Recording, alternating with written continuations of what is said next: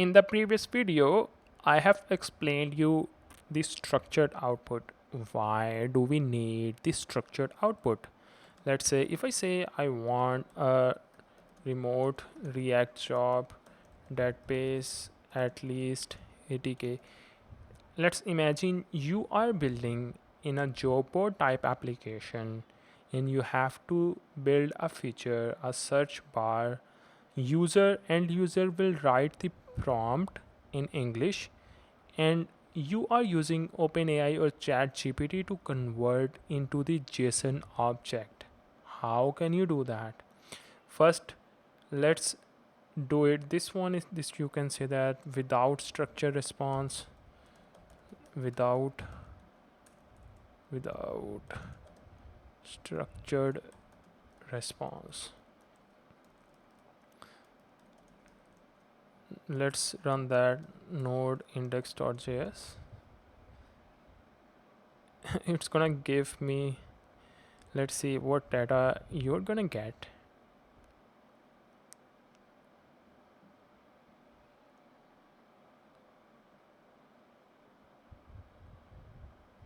I this is I got the markdown based prompt, right?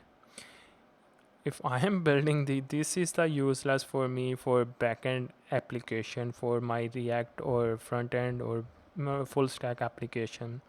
This prompt is useless. I want the output in the JSON object. Let's say JSON object I want to output in this way. So I can query my DB and give the result back to user. Now let's talk about with the structured way.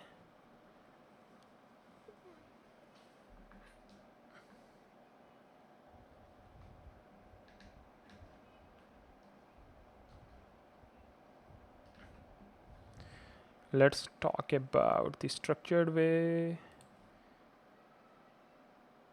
We have to define the format for the text.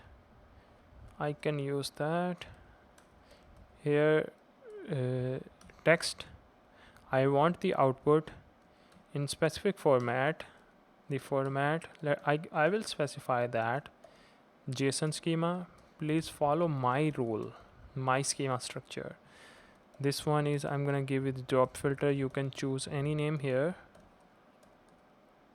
And strict, please follow my schema.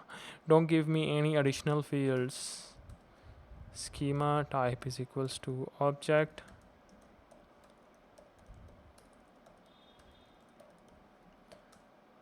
Schema type is equals to object.